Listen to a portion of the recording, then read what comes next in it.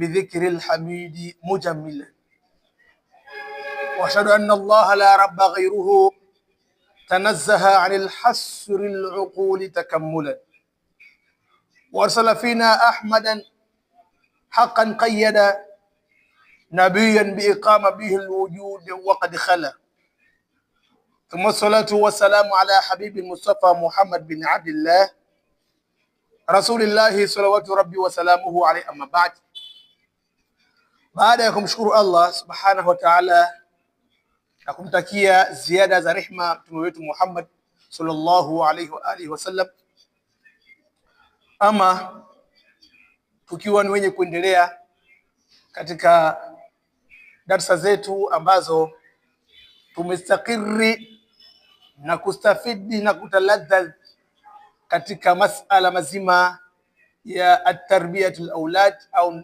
tarbia, kuhusiana na malezi. Swala la malezi ni agizo la Allah tabaraka wa taala kwa waja wake. Aliwahi kusema Mwenyezi Mungu katika Qur'an ya kusema, ya ayyuhalladhina amanu qu anfusakum wa ahlikum nara. Mwenyezi Mungu anasema, anazungumza na wale ambao waliomwamini Allah tabaraka wa taala na Mtume Muhammad sallallahu alaihi wasallam, kwa kuambia qu anfusakum, ziokoeni nafsi zenu, wa ahlikum nara, lakini sio nafsi zenu tu, bali na watu wenu, nara, kutokana na moto wa jahannam. Aya mwisho ikamalizia waquduha nnas wal hijara, kwa moto huo itakuwa kuni zake ni watu na mawe.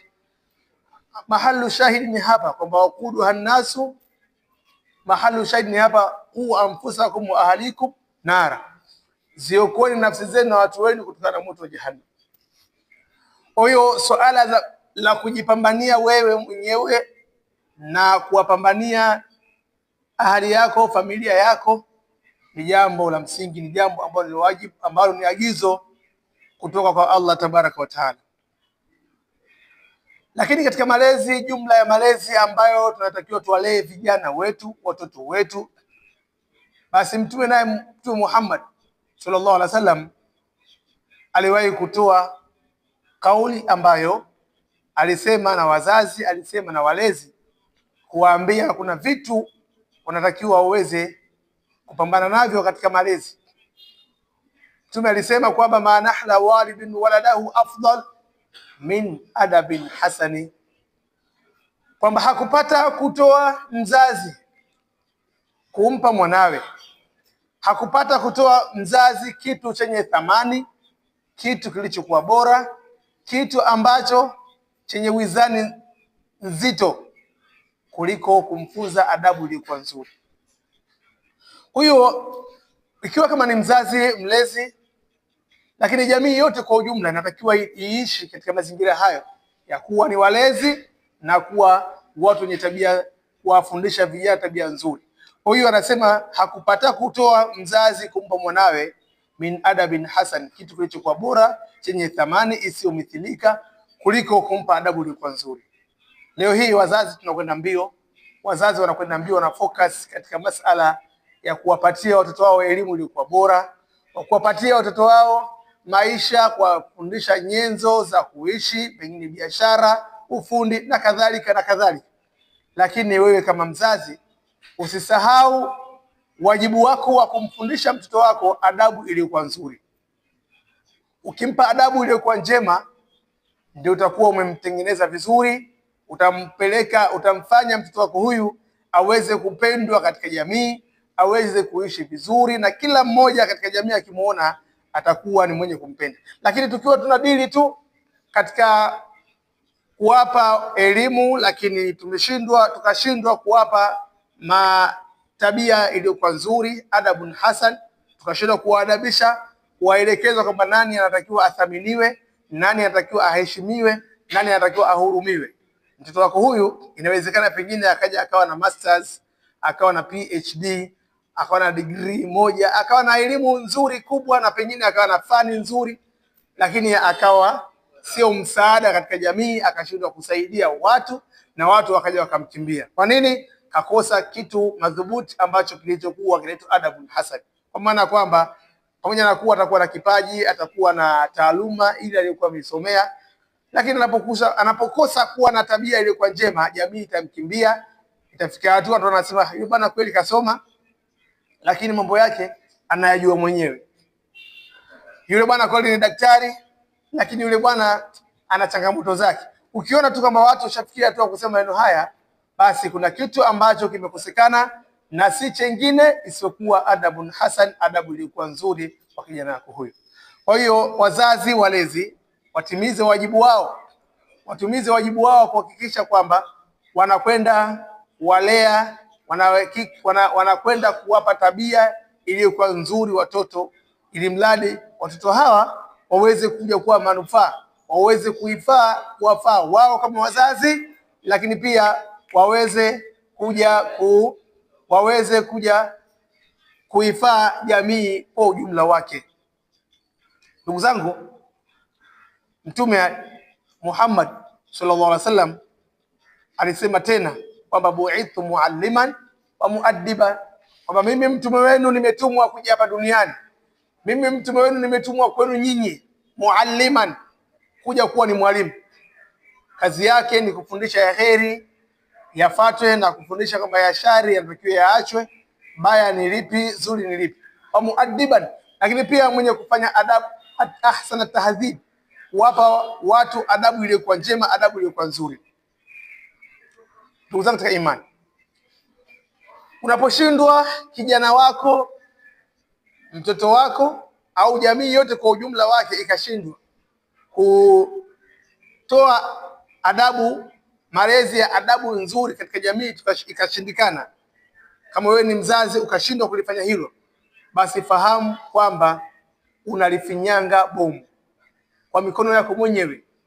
Unalifinyanga bomu ambalo kesho na kesho kuta bomu hilo litakuja kukudhuru wewe, kudhuru jirani zako, jamii yako na taifa lote kwa ujumla. Kwani haya yalishasemwa na Mwenyezi Mungu Tabaraka wa Taala katika suratul Anfal aya nambari 25. Mwenyezi Mungu anasema wattaqu fitnatan la tusibanna alladhina zalamu minkum khassatan wa'lamu anna Allaha shadidul iqab. Sadaqallahu al-aliyyul azim.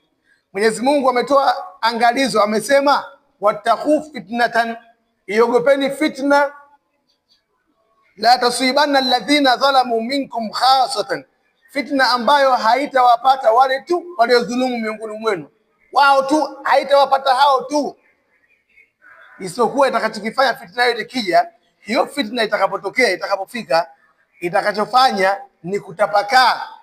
Kwanza itakudhuru wewe, itamdhuru jirani yako, itadhuru jamii, matokeo yake pia itakuja kuidhuru hata taifa lote kwa ujumla.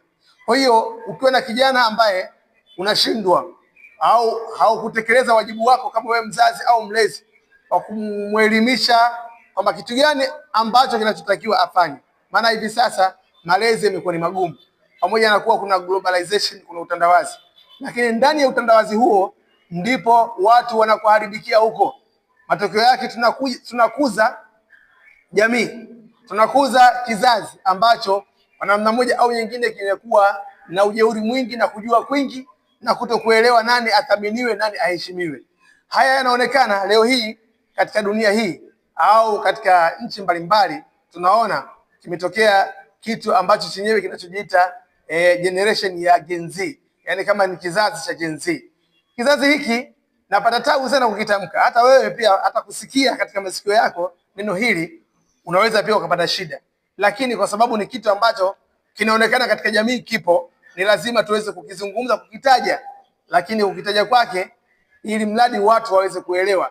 Sio watu hawa au kizazi hiki ni kizazi ambacho kimekulia katika mazingira ya hovyo, kimekulia katika mitandao ya kijamii, lakini kizazi hiki kimekuwa lengo makusudio ni kuweza kuleta uchafuzi, fujo tu popote pale, hawana nia njema. Kimsingi ni kwamba kizazi hiki ni kama vile ambavyo watu ambao waliojikulia wenyewe tu wamekosa maadili mazuri, wamekosa maadili, adabu iliyokuwa njema kutoka kwa wazazi wao. Leo hii inasumbua na kutokuelewa, japokuwa wanajiona pengine wanaelewa sana. Matokeo yake anajikuta kwamba yeye anafika mahala nataka nidai haki yangu. Ukimuuliza haki gani ambayo wewe unaidai, haki gani ambayo wewe umeikosa, lakini utamuona mizizi ya shingo imemsimama, anafoka, analalamika, anafoka, lakini mwingine anakwenda kukaa barabarani, lengo makusudio nadai haki yangu. Lakini utashangaa ni haki gani? Lakini ukifitilia idha nadharta diqqatan nadhar, utakapoangalia ukweli wa kuangalia au kwa uhakika wa kuangalia, utaona kwamba kizazi hiki ni kizazi ambacho kilikuwa tu kimekulia katika mitandao ya kijamii, kimejifunza huko, na watoto wetu tukiwaacha huko, watoto wetu tukiwaacha katika mazingira hayo, kuna umuhimu wa kutumia mitandao ya kijamii. Watu wajue laptop hizi, kompyuta, wajue simu kubwa, namna ya kuzitumia. Maana kutokana na mazingira ilivyo, wewe ukiwa na simu kubwa au ukiwa na laptop, chochote kile ambacho utakachokuwa umekiuliza itakwenda kukujibu. Sasa kwa kuwa watoto wetu tumewaacha huko, tumeacha sisi kutekeleza wajibu wetu wa kuelekeza, watoto wameachwa huko, wameachwa katika mitandao ya kijamii, wanauliza mambo mabaya tu kuanzia asubuhi mpaka jioni, na yeye anajifunza ubaya tu kuanzia asubuhi mpaka jioni. Kesho na kesho kutwa sasa anakuwa mtu mwenye maamuzi ya hovyo, anakuwa mtu sio mwenye busara nzuri, anakuwa hata wewe baba yake anakudharau, haiheshimu viongozi wa dini, haiheshimu viongozi wako wa serikali. Siku tu anaamua sasa, mimi leo hii ngoja niende zangu barabarani, nakwenda kudai haki yangu. Mizizi ya shingo imemsimama, anafoka kazi tu kwamba mimi naenda kudai haki yangu. Haki gani ambayo wewe unaidai? Haki gani ambayo wewe umeikosa? Kwa hiyo ndugu zangu katika imani, tuangalie maneno haya, tumalizie kwa maneno ya mwanafalsafa mmoja wa Kiarabu aliwahi kusema kwamba in lam tajlisu fi mawadhi'ikum yawman jaa ghayrukum fajalasu thumma taktashifuna annakum asbahatum ghurabaa fi amakinikum. Anasema kwamba endapo kama mtashindwa kukaa katika nafasi zenu, endapo kama mtashindwa kukaa katika sehemu zenu ambazo mnatakiwa mkae, itafikia hatua watakuja watu ambao msiokuwa nyinyi watakaa sehemu hizo, na wakishakaa nyinyi mtajikuta asbahtum ghuraba, mtajikuta mmekuwa ni wageni katika sehemu zenu ambazo mlizokuwa mfanyaje, mlizokuwa mmekaa. Kwa hiyo kila mmoja wetu atimize wajibu wake na akae katika nafasi yake kwa ukweli wa kukaa. Ukishindwa kufanya hivyo, atatokea mtu pengine mtu mzima, pengine yeye atakuwa amejinasibu kuwa amesoma, ataanza kumwambia kijana wako, wewe kijana, dai haki yako wewe. Basi na kutambua kijana yule kwamba anaambiwa, anashawishiwa adai haki gani, kwa maslahi ya nani, wala hana busara wala hana hekima yoyote, basi yeye atafuata mihemko tu, ataelekea kule ambapo alipokuwa ameelekezwa na huyo mtu.